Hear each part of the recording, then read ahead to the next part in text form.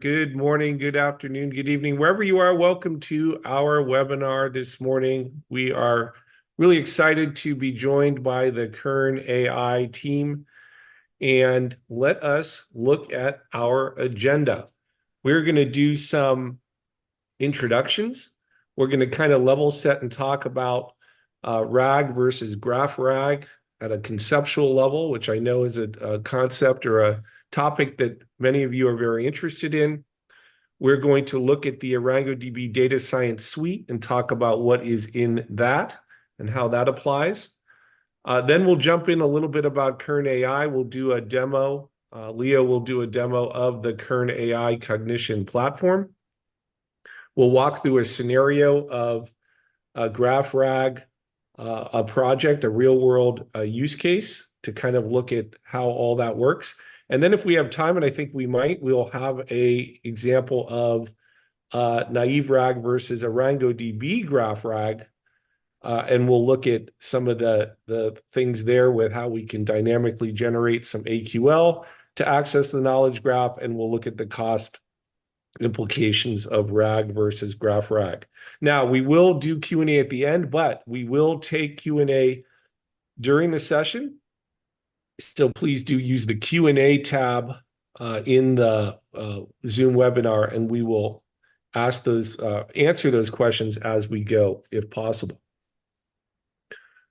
All right, so I'm Corey Summers, CMO at ArangoDB. We're here joined also on my team by Anthony Mahana, our software engineer, and I will let Jason and Leo introduce themselves. Thanks, Corey. Hello, everyone. My name's Jason, and I'm the go-to-market manager at Kern. Basically, I spend a lot of my time thinking about really cool enterprise Gen AI use cases that we can build on top of the Kern platform, as well as many marketing and sales initiatives. And I'll pass over to Leo. Thank you, Jason, and hello, everybody from my side as well. My name is Leonard Püttmann, and I'm a solution architect at Kern AI. That means I usually get my hands dirty on some real-world RAG projects. For this webinar today, we have also created a really cool demo graph RAG project that we're going to show you. But before we do that, I give it right back to you, Corey. All right, thank you so much, Leo. All right, so, this whole topic of RAG and graph RAG, it's gotten a lot of attention in the last little while. And that's really because of the power of graph RAG to really enhance things when we're talking about building Gen AI applications that need augmented content as part of the whole approach. And so let's just level set with the definitions, right? Retrieval augmented generation. We're enhancing the large language models by dynamically integrating relevant information, could be proprietary information, third-party information. It's external to each LLM's trained data set, kind of their public data set. And so we're augmenting that during the response generation, and it improves accuracy and contextual relevance. So whether it's a database or some kind of relational database or flat files or some other type of content, using a keyword search or something, it's going to help augment that response. Graph RAG, though, is kind of exponentially more powerful in that it's utilizing a graph-based data structure. So if you think of the knowledge graph, it already has all the relationships and the context built in. The precision and the richness of that context is far greater than what you're going to get with normal RAG. And whether you call it naive RAG or whatever you want to say, this is the difference between RAG and graph RAG. And we're going to see that hopefully in two different cases today. Now, I like to break it down even further. And so let's just kind of look at this, right? So you have a normal LLM. So you have a standard LLM like ChatGPT, and it's trained on that public knowledge domain, and it's going to give you that response. With naive RAG, what I call naive RAG, you're going to have the augmentation of those answers with private data sets that can be brought in, and it's combined. You're combining that data with the data that the LLM is trained on. And so you're, again, using those standard queries or keyword searches on the content. Now, there's two types of graph RAG in kind of our view of things. There's called naive graph RAG. And this is where you're basically training against that knowledge graph, and you're getting those more complete responses. You're understanding the relationships in context. The problem is you're limited in some graph databases, you're limited to what's in the graph itself. And so when we talk about how a RangoDB is unique there, we call that true graph RAG. As you think of the multi-model capabilities of a RangoDB, not just a graph-only solution, we have the full JSON document support. We have the built-in native search capability. We have geospatial. We have all these other things that are part of that integrated platform. All of that accrues, the benefits of all of that accrue to the graph RAG approach. So when you're augmenting, and we'll see that in Anthony's piece at the end, when you're augmenting with this, you're getting a far richer capability than you would in regular naive graph RAG. Now, how does this all fit together for a RangoDB? If you look back 6 months or a year, right, a RangoDB has that unique multi-model graph database that, again, gives you so much more than just a graph-only system. You have graph query on top of that to deliver all these various use cases. What we're adding, and I invite all of you to take a look at our new visualizer. You can go to our homepage and you can see a demo actually of our new RangoDB visualizer, which is going to give a whole new level of visualization to this. But the data science suite is really what we're talking about today, or relevant to what we're talking about today. And it gives you a progressively more advanced capability as you move up. Basic graph analytics, then the graph ML, whole set of advanced algorithms there, and then the whole GenAI portion on top of that. And so all those work together to deliver you a complete GenAI or data science piece on top of your existing RangoDB database. So anybody using a RangoDB today can leverage this suite on top of that. All right, so with that, I'm going to pause sharing, and I'm going to hand over to Leo, I believe, or Jason. Cool. Yeah, thanks for that, Corey. So yeah, I'm Jason from Kern. I'm basically going to quickly talk about RAG, been such a hot topic right now. I'm going to introduce that a little bit more and talk how Kern fits in within the RAG space and how Kern and RangoDB fit together. And that's then what Leo is going to talk about a bit later on as well with the examples of Kern. So high level, Kern AI. So we're building the infrastructure layer for GenAI with our pioneering data-centric AI software, basically unlocking the potential of trustworthy GenAI for enterprises. On a much more simplistic level, what does that mean? So if an enterprise organization wants to build, test, deploy an LLM or GenAI application while keeping their data safe, secure, and ensuring the application performs as expected, is really reliable, giving good responses, they partner with us. And from more of a technical perspective, there's a few layers to the Kern software and the Kern data points. First, we've got our data management layer called Refinery. That's where all the data feeding the GenAI application is stored, processed, and we ensure that the data is AI ready. And so the large language model can really interact, pull the right data in. On top of that, we've got our RAG orchestration platform called Cognition. We'll be talking about this in lots more detail throughout this webinar. And basically, we break down the RAG pipeline, make it customizable so we can really enhance its performance.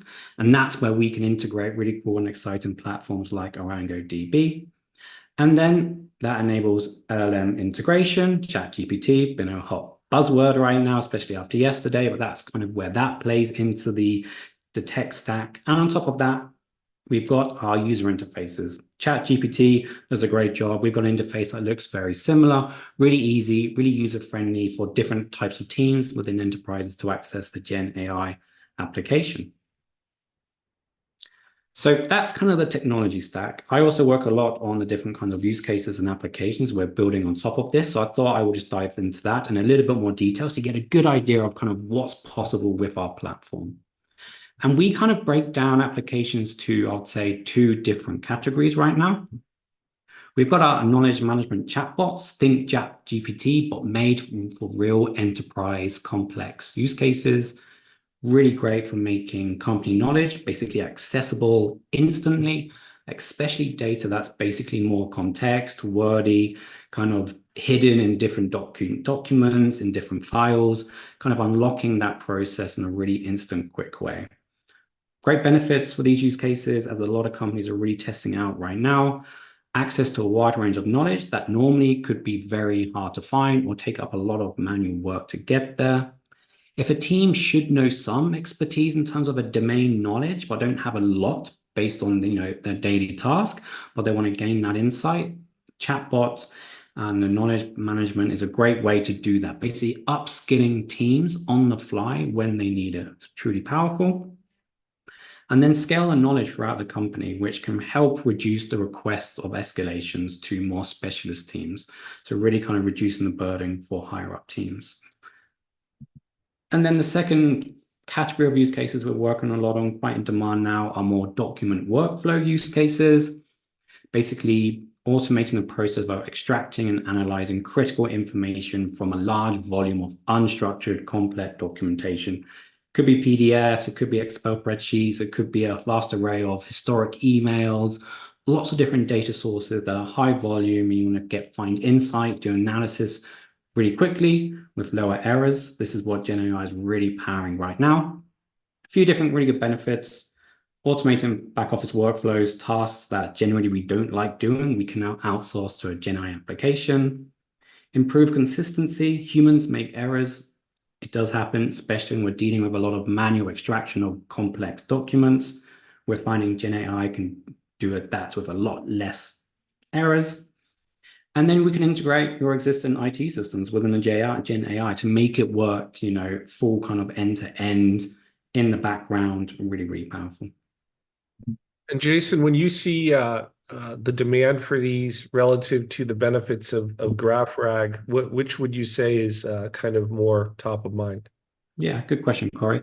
So it definitely works for both, we would say. But I think the knowledge management is just such a buzzword and so much interest around this as a use case, especially maybe for an entry Gen AI use case within organizations right now.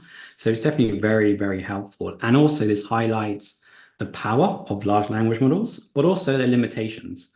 I think when you start scaling company data, domain data on top of these Gen AI applications, we do start seeing potential errors, hallucinations, which of course is a big buzzword as well.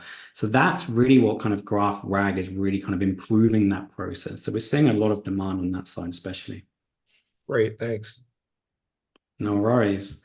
And going a level deeper, so that's the categories of use cases, but actual use cases that we've helped companies implement over the last, let's say, 12 months, more often than not using GPT as the LLM in these use cases. Well, customer service, I think customer service is going to radically change in the next couple of years.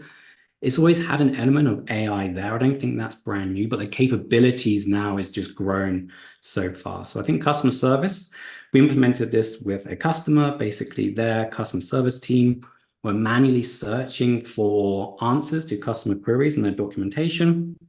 Takes on average 3 to 5 minutes, Control F, quite manual process. They can now ask the chatbot, get the instant access to the right details for the customer. They've now got answers within 20 seconds rather than 5 minutes. So really powerful.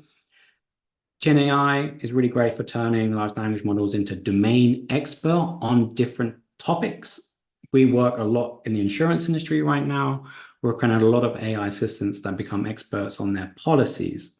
But this can be kind of used for sales, marketing, legal, across a variety of different organizations. And also a company GPT, if a company just want to try out a chat GPT, but want extra confidence, it's secure, their data is going to be okay. It can take more sensitive data and it's not going to be used for training large language model. We're seeing a lot of demand for that as well, which is really powerful. But everyone basically can get an AI assistant to help them with their job. And then document automation, some really truly powerful use cases being built there. Financial report analytics, a lot of financial industries, any company really deal with financial data. Extracting really important analysis and data points, time consuming. document automation, really powerful GenAI can take all that information relatively quickly on different layouts of documents and really build up those quick workflows. Know your customer, quite a few different external processes and organizations connect to customer data. It could be completed PDFs, documents, forms. GenAI is great at extracting that information and feeding it into the workflow. And contract analysis, basically taking any type of PDF document, really understanding it, giving the information across the systems, we're finding is a good testing use case for a lot of companies right now, just to really test how much time they can save with a GenAI workflow. But that's some of the use cases. Jason, real quick, a lot of these to me seem obvious, great examples for how RAG and GraphRag particular can help. The key has been the complexity of this. I mean, I would assume without a layer like yours and some of the tools we're providing, this could take months to put in place. And I think the key here today is to see how quick that can happen. Yeah, exactly. I think time to value is really important, especially if you want to see the possibilities of Gen AI, whether it's worth the adoption time. But also, a lot of companies right now lack this internal knowledge, right? That's where companies like Kern or Rang are really helping the industry right now. A lot of businesses really want to test these use cases. They're seeing it so much in the news. They want to understand how they can benefit. And I think that's where we can play a large role in a lot of educational, as well as offering the software. And what I would say, and that's why kind of the knowledge management is such an in-demand use case right now, because that's one that's quicker to implement. Time to value is quicker. You can do it to an extent, especially in a testing phase without some of the other different elements that you could have once you start scaling it, but you can test it. And once you're happy it's working well, start scaling on the data really quite fast, and make sure you just got the tools in place, the Kern, the RAG, the GraphRag, which then help with that scalability as the system becomes more used. So that's a really good process we're seeing working quite in the industry right now. The document automation and lots of these other use cases are definitely more complex because you start integrating with existing work tools. So they're more the ones where you take a little bit longer to see the real value, I'd say. So yeah, thanks for that. So just to make everything even clearer and really kind of connecting the dots, this is an example we have with a customer of ours. They had an existing chatbot for their first level support. They were an insurance company. They had a customer who had some dental work done, and their customer wanted to know if the dental insurance covered part of the cost for the work they had done. So they were using kind of out-of-the-box Azure development stack for this. And on the left here, we can see went through the naive RAG approach. And basically, their AI gave a really incorrect, bad response. It decided that the customer was not covered. There was no coverage. They didn't get any help. Now, the company, after doing some kind of reviewing into the AI system, came across this, realized that it's wrong. It's basically incorrect. So they started to look for other solutions. This is part of the scaling when it's got more and more complex policy data. The LLM failed. So if our more data-centric approach, which is what we call our general development approach for Gen AI, as you see on the right, when they come to work with us, it gave a much better response to the same question via the testing phase. We were able to make the LLM find the correct data and a few different data points within the complex data, summarize it quickly for the customer, then also reference the actual data point within the database, which is stored in our data management platform. So there's a lot more going on in the background to make that data really friendly for the large language model. And that's exactly the step where GraphRag is really helping that process. They saw around a 60% accuracy rate with their AI application before Kern. After Kern, it's a 95%. So this kind of broken down RAG pipeline is adding another kind of 35% accuracy on top of the more standard applications out there in development stacks. And so basically what we're seeing is large language models are incredibly powerful and exciting, and that's not going to stop. I'm sure it's just going to speed up. Maybe GPT 4.5 or 5 is just around the corner, but scaling complex data easily trip up LLMs. And that's definitely what we're going to try and avoid. This quote from Andrew Ng lives rent-free in my mind. Basically, it's when a system isn't performing well, Many teams instantly try to improve the code.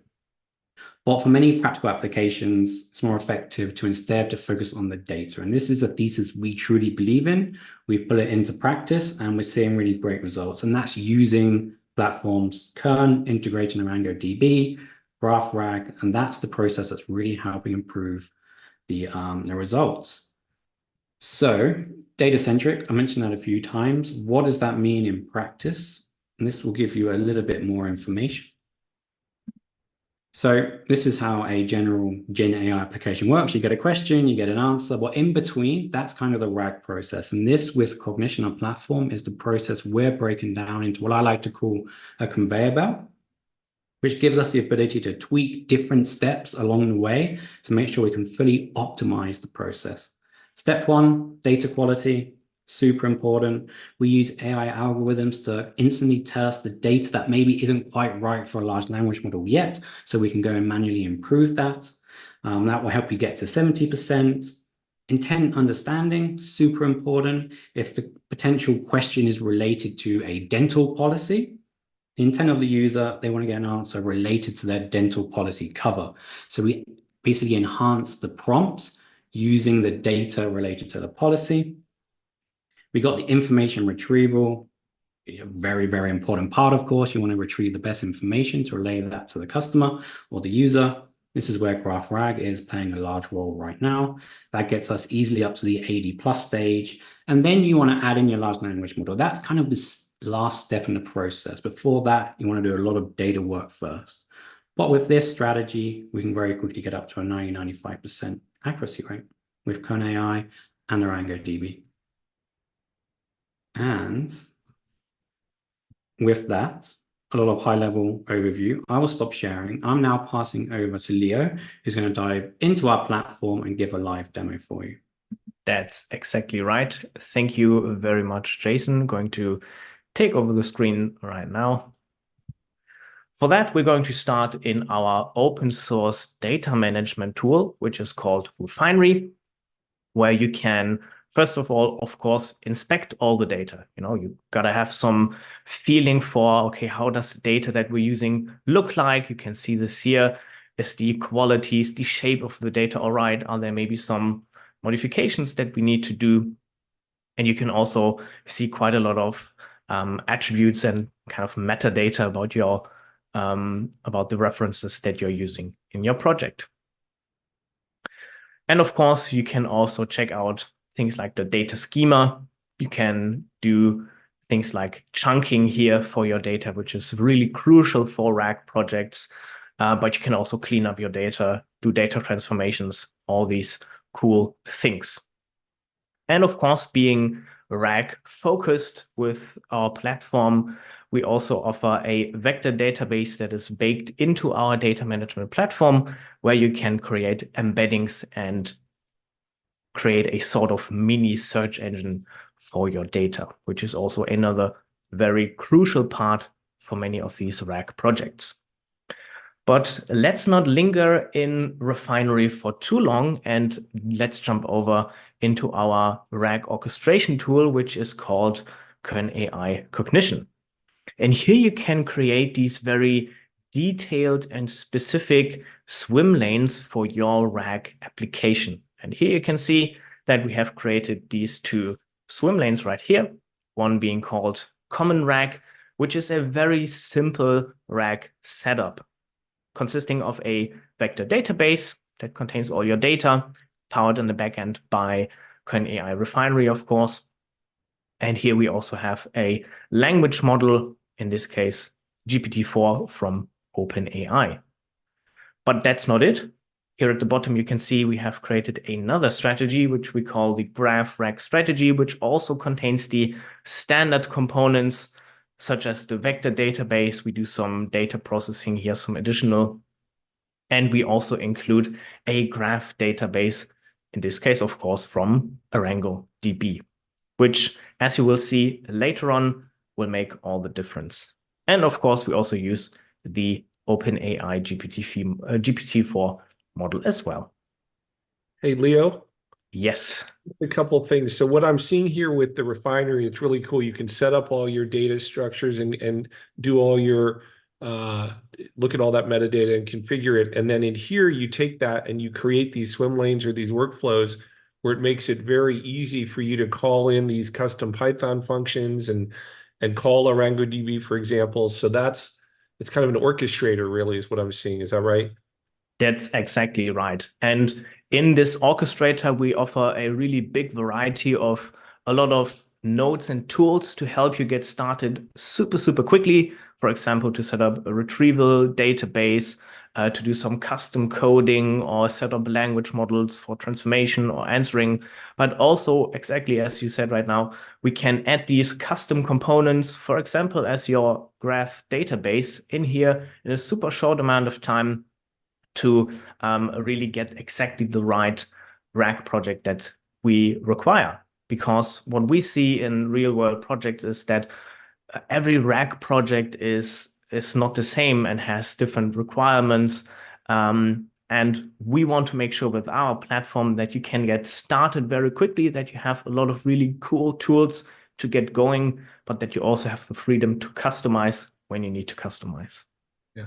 And the other point, that's great. And the other point I wanted to clarify is that there's a number of ways you can use a DB and GraphRag. With you have that vector store. You're taking that and you're making the responses even more powerful or more in context with a DB as kind of a post-processing step after that vector store. We're going to see an example a little later in the show where we're going directly against a DB instead of the vector store plus a DB. Is that kind of correct? That's totally correct. Yes. So here we're doing kind of like a hybrid method where we also use the vector database in combination with your graph database. But of course, there would be approaches where you can only use a graph database, I would assume. But in this case, we use kind of both to make sure that the search results are really containing everything that we need. But we will see more about that a little later on as well. But good question. Thank you, Corey. Cool. And on top of that, I think Jason already mentioned this as well. We offer a very nice user interface, a chat interface that you can customize to your needs and to the design of your company as well, where you can interact with the RAG system, type some questions here, take a look at some facts that were retrieved. We also have a really cool feedback mechanism to help you evaluate all your systems with domain experts, for example. So a lot of really cool stuff going on right here. Now let's jump right back into the slides that we have and continue with our demo use case. One very important thing that we should mention with our platform is that Cognition is LLM agnostic. That means that for many projects, of course, we're going to use the obvious choice, which is GPT-4, because it's still kind of the best model. But you can really choose and integrate any large language model that you want here. It's like a building block inside of your workflow that you can just switch out with maybe another model from Mistral AI or from Cohere or Anthropic. There are many great and strong language models out there. Or maybe you have a self-hosted model that you want to integrate into our platform as well. So that's no problem at all. But for our use case, we're going to use the standard choice, which is, of course, GPT-4. Cool. We already had a brief look about the custom nodes that you can use, that you can choose to get started really quickly. But also, of course, customizability is a big focus on our platform. For the use case today, we took a very standard, typical Q&A use case where you have some very complicated policies and documents from the insurance industry. And a very typical use case is that you want to make these very complicated and complex documents more accessible, for example, to internal users and your employees, so that an employee can maybe ask questions like, hey, when does a contract period end, or what are some conditions? And with a standard RAG setup where you only have a vector database, what you usually get is a set of some paragraphs or references from your document base. Like, for example, here on the right-hand side, we have found some paragraphs from the document base. And even if those paragraphs are useful and can actually help us answer a question to some degree, what we often see, especially in these very complex legal use cases, for example, or when you have very complex products, what you usually see there is that you have in the text a lot of cross references to other points in your documents, to other documents, things like that. And by just using a vector database, we can, of course, see the reference in the text that we retrieve, but we cannot build up a connection in the system itself, in the background. So we don't really have a way, at least not very easily, to get all these connections that are present in our data. And here's really where the GraphRag approach really comes into play and where it really shines and makes the difference. Because the standard RAG approach, especially with more complex data, is really unreliable. When you have some very simple documents or when you have just very easy Q&A documents, then this common and standard RAG approach can work. But for everything more complex, it's really inaccurate and also incomplete, which, for example, in these legal use cases is not okay. You want to have the full picture. You want to have a really accurate answer and response here.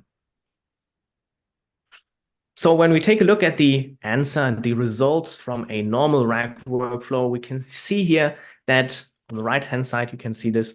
Some facts and some references are found, 4 in total, which are somewhat helpful to answering our question about the contract period.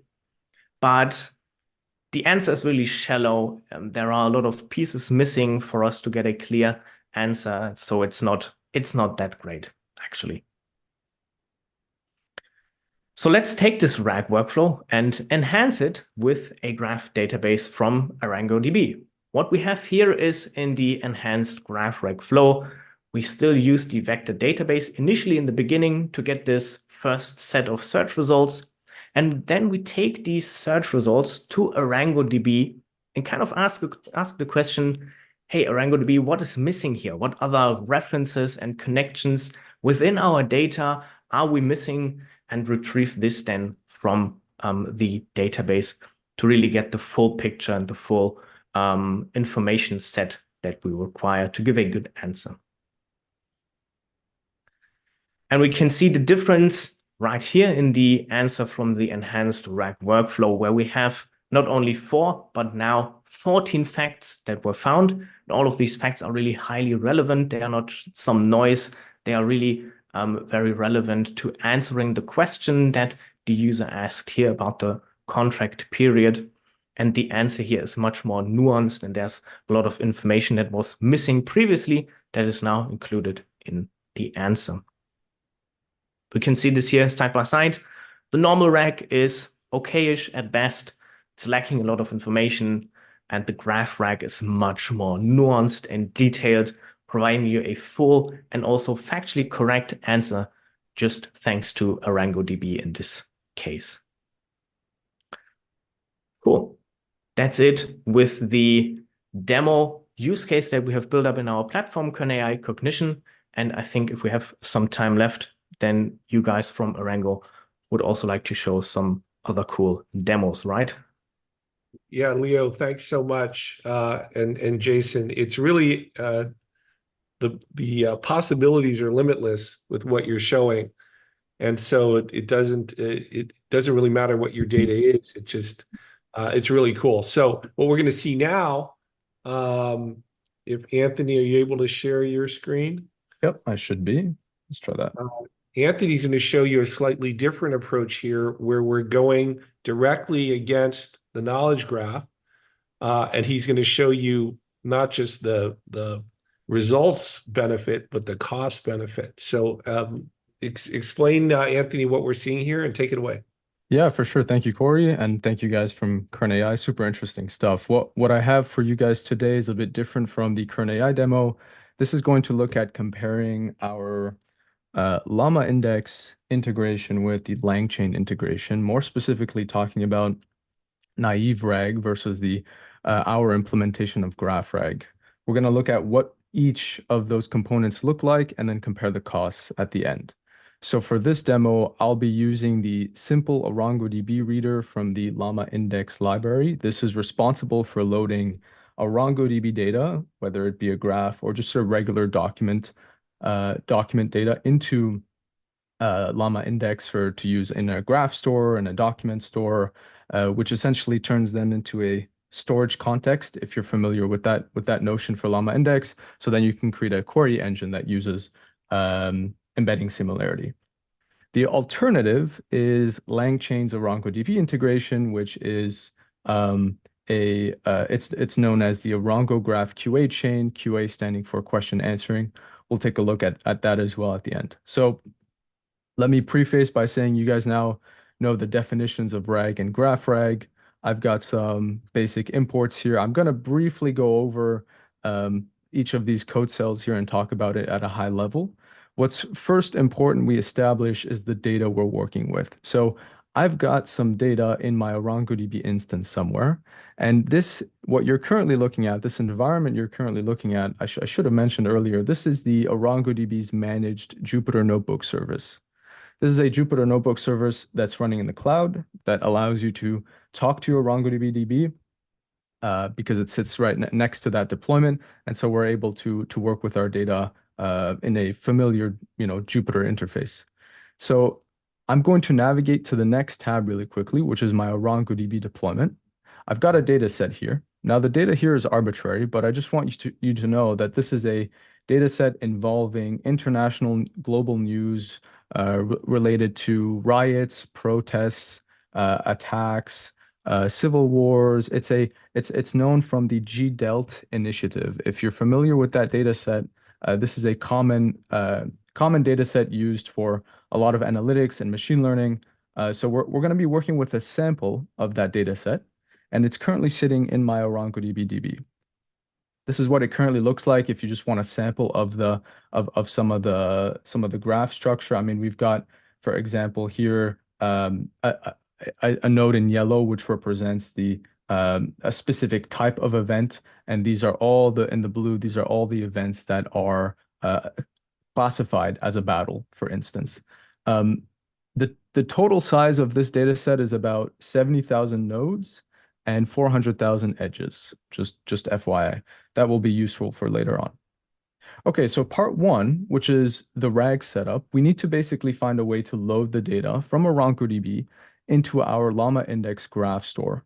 This way, we'll be able to create queries which will be turned into embeddings, and we'll compare the vector representation of that query against the vector representation of the data we've just loaded. That's the typical embedding similarity use case that you see for vector DBs. I won't dwell too much on this. This is not very attractive code to show, but this is basically what's going on here is we're loading the data using the simple OrangoDB loader class into a Llama Index reader, and then we're basically creating what's called a knowledge graph index from those documents that we've loaded. And this takes a certain amount of tokens because we're obviously taking all of the JSON data from MongoDB, we're serializing it into Llama Index, and we're generating embeddings from that data. And that's a very costly action because, similar to how you're typing your queries to ChatGPT, it's taking, the tokens from your message and then creating the embeddings representation. We're doing the exact same thing here, but for our data set.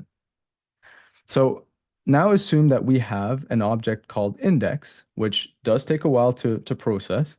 And now we can basically move forward with the second setup, which is to create the graph store object, instantiate the graph store object, and load the data that we've just created into the index. And so now what we end up happening is we're able to start asking questions about the data.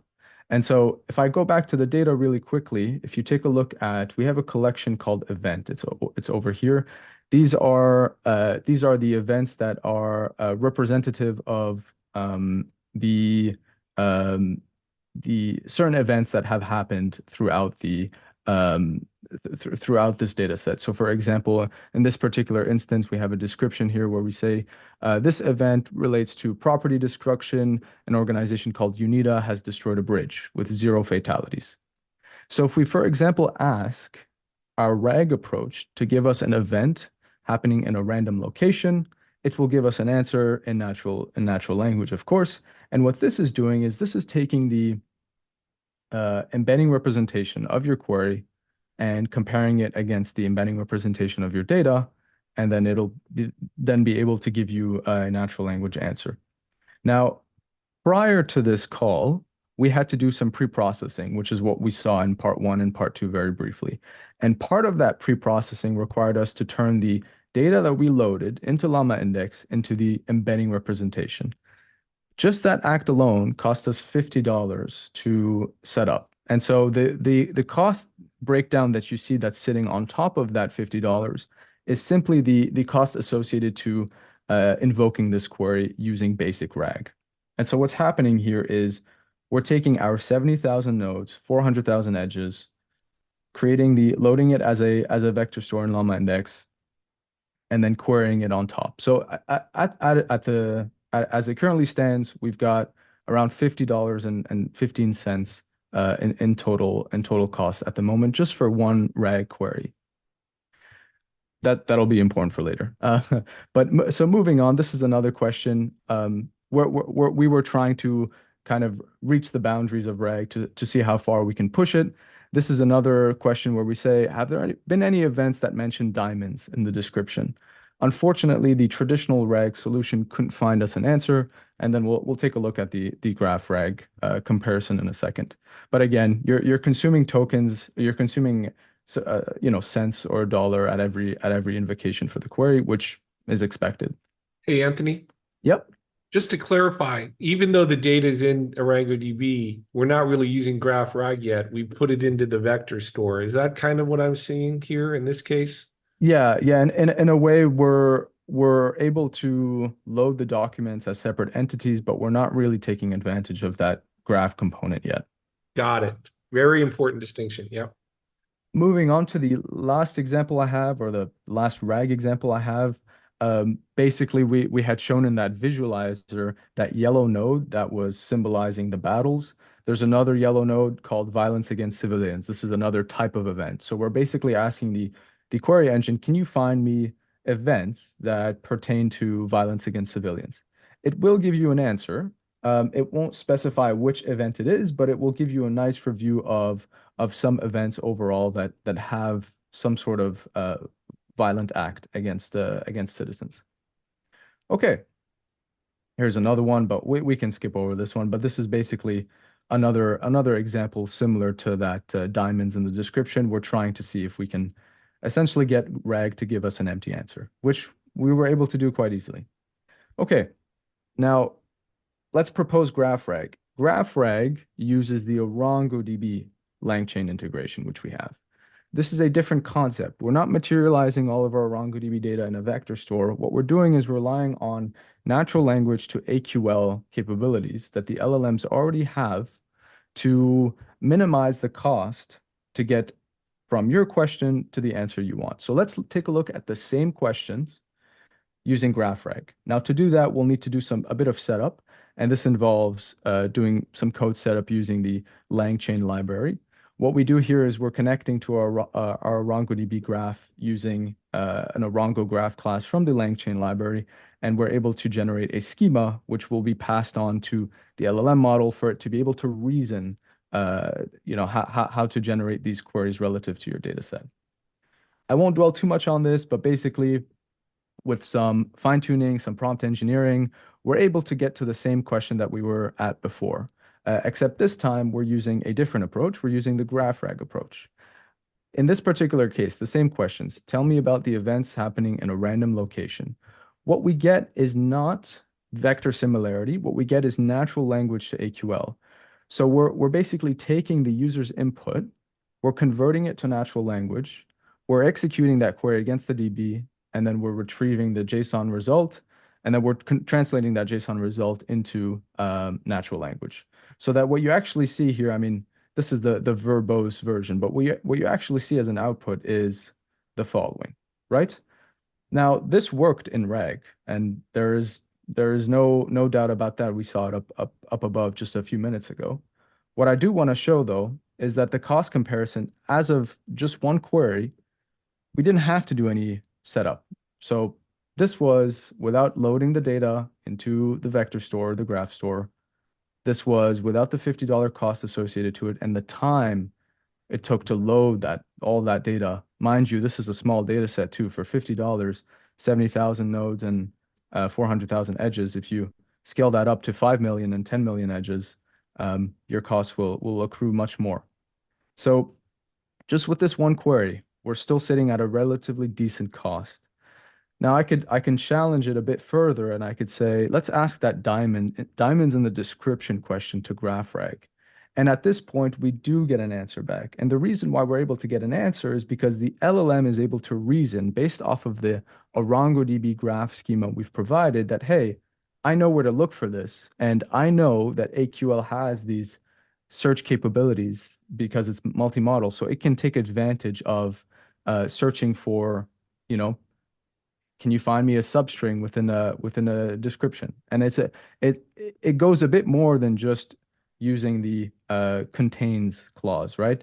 It's not just matching for subqueries. You know, we're able to use Orongo search here, which is a built-in search engine to get a better result. Hey, Anthony, Yep. just to tie this back to what we saw from Leo and Jason, it's the same kind of thing. It's much more verbose, it's much richer. And that's because the knowledge graph inherently understands the relationships. And Yeah. that's where you get the accuracy and the depth, correct? In both Yes, cases. exactly. And that's where it truly becomes GraphRag. You're able to do traversals, you're able to do multi-hops, you're able to rely on the clauses like filter and prune to be able to traverse to the exact nodes and edges you want to see. So for anybody today trying to do this on top of what, files or other relational tables, it's just not going to even compare, right? Is that Exactly, yeah. Yeah, But also yeah, the cost piece, because you don't have to load it, pre-process it. pretty much. Yeah, yeah. And even other questions, going back to that violence against civilians question from before, we get a much richer response here compared to the original response that we got, which is in bold here. What I've got highlighted, that's the the RAG answer we saw a bit earlier. And again, same thing. We're still at just under $1 for activity cost associated to GraphRag. Same amount of queries, the same data, minus $50. Um, you could even go further. I mean, there's a lot more things that GraphRag is capable of doing.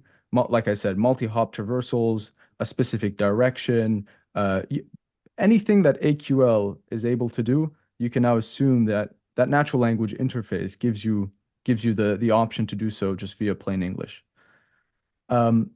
And so if we compare, because I don't want to take up too much of the time, but if we skip over a lot of these things, because, you know, there's some examples of GraphRag with Orongo search as well. But if we just take a look at the total cost associated to each of these techniques, RAG in memory takes us about $50, whereas GraphRag, we're sitting at $3. And this is a consistent pace, right? So your data set tomorrow can, you know, increase by 10x, and your querying capabilities for GraphRag will stay consistent, whereas RAG will still require loading that OrangoDB data into a graph store and a vector store in Llama Index, and that will be much more than $50 you can expect.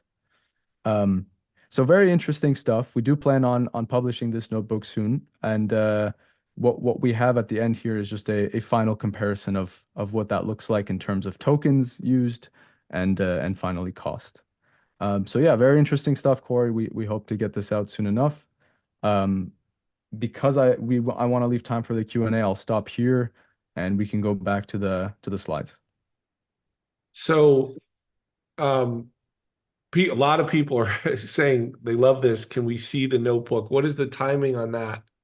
Good question. I'll have to check with some folks internally, but I mean, none of this is by no means private or anyway. This is simply just comparing the differences between Llama Index and LangChain. What I can offer, however, is if we share them the slide deck, the last slide has two Jupyter notebooks that specifically talk about LangChain and Llama Index within the context of AroncoDB. So if we send out those first links, those should be a good start. And then, sooner than later, we'll get you guys this kind of official comparison. Yeah. So Michael and Anthony, if you could paste some of those links into the chat, that would be good. Yeah. Yeah, a lot of people want to rewatch this. Yes, for sure, we will have it. Now, let's talk real quick. First of all, Leo and Jason, just make sure that your links are pasted as well in here. Yeah. If people want to try Kern AI, what's involved with that? It's pretty easy. Yeah, sure. If I just bring up my screen, start screen sharing once again. Basically, a lot of people on the call might not know too much about us, so you can obviously come and chat to us. Basically, we're always happy to start talking and chatting about AI. QR code here will take you to our website. Obviously, read lots more about us there. We've got a few cool resources on our website that could be quite useful. We've got a use case catalog, lots of use cases and ideas. We can talk more about that. We've got a YouTube page where we're giving also live demos on the platform, how to build maybe a few simpler applications yourself, plus links to Refinery, which is open source, so you can try it yourself. And we also have our newsletter. So yeah, more than happy to ever kind of talk about use cases, AI, reach out to us, and then we can talk about kind of how we kind of start and progress with projects. Great. And then what I wanted to finish with is, and Anthony and Michael, help me out here, and Frank, you're here too. If people want to get started with trying this graph rag with ArangoDB, wouldn't the best way to be go to our website, get a free trial of ArangoGraph, our hosted graph database? Is that right, Anthony? And then start with that. Get your graph created. We have tons of guidance and on how to do that. We have ways to migrate from other graph databases as well. On our website, you can see the migration kits for that, because people want the graph, the document, the search, the geo all in one platform. But once they get the ArangoGraph trial and they've got their graph free trial there, would they be able to, once this notebook is out, would they be able to do some of this on top of that instance of ArangoDB, Anthony? Yeah, that's correct. And assuming, the ArangoGraph instance, I'm pretty sure even comes with that Jupyter Notebook environment. So you should be able to experiment. Correct me if I'm wrong. Experiment with some of that stuff today. Oh, good. Okay, so you get that if you get the ArangoGraph trial. Look, if anybody here wants to get early view of that notebook, or it has a data science use case, send me an email. I'll put that in here into the chat. And just send me an email. I'll route it to the right folks. But this has been great because what we've seen today, first of all, what I love, Jason and Leo, about your platform is that the time to value, right? The work, the orchestration, the workflows, bringing in the Python, bringing in your data, looking at the metadata in your refinery. It's so elegant. I haven't seen anything like that. And so kudos to you guys. Encourage everyone to take a look at that, because that can get you started, doing that workflow. And then obviously you want to bring ArangoDB in. We can work with you, or Kern AI will help you do that. That's even behind the scenes. So you don't need an ArangoDB instance for that. With our piece, again, if you want to try something slightly different there, get that ArangoGraph free trial. Send me a note if you want to look at any the other pieces of our data science suite. The Arango Graph ML is really incredible too. And why is that? Prediction. So it's one thing to ask the natural language question and get the graph rag, but with Graph ML, you can predict which customers are most likely to churn, which routers are going to break first, which patients have a high risk for cancer, for example. And I always thought that Graph ML stuff would take or ML in general would take so long to come up with those answers. And we let you do that again with these notebooks, do that in a matter of a couple days on top of your data set. So graph ML is a whole nother angle. But what a great session, guys. I got to tell you, a lot of good questions. Let's see if we have any of these. Impressive notebooks, recording we will have. Temporal graphs, I don't, that's interesting. I don't know about that. Native question to AQL works well only with ChatGPT or some other LLM. I think, Anthony, is it just chat there? No, the nice thing about LangChain is it's LLM agnostic. So you just plug and play whatever model you want to use, and you're good to go. So we've experimented with Anthropic, for instance, and I think we did variations of GPT, of course. But yeah, anything that LangChain supports, you're able to just specify that model and go and yeah, work with that. Right. And there was a question, right? When querying a DB, the result is a graph data. LLMs, however, can only work with text data. How do you input such graph data into the LLM? I think you showed that with loading it up into the Yeah, so right? this question I think came during the Kern AI portion of Yes. the demo, if I'm not mistaken. So I would actually, I'm not sure if Dominic No, would it came after. So yeah, it came okay. right when you were starting, I think. But the point is there is some work, right? There is some training or there's some stuff you need to do, right, before the natural language can get at the graph. Is that true, Anthony? Yes, yeah, the natural language to AQL, because of DB's nature of being graph, it's able to take advantage of graph. Whereas, yeah, loading your Orango data into a vector store involves more challenges in maintaining that graph representation. Right. All right. Well, with that, we're out of time. Again, great job, Jason and Leo. Wonderful, wonderful presentation. And send me your questions if you have any. And with that, until next time, we'll see you on the next ArangoDB webinar. We've got a couple very exciting ones. Check out our website. We have a new series that you all are going to really love. Go to our website and register for the new binge-worthy series that we are introducing. Thanks, everyone. Thanks, Corey. Thank you. Thanks, Thanks everyone. for having us. Take Bye. care. Bye.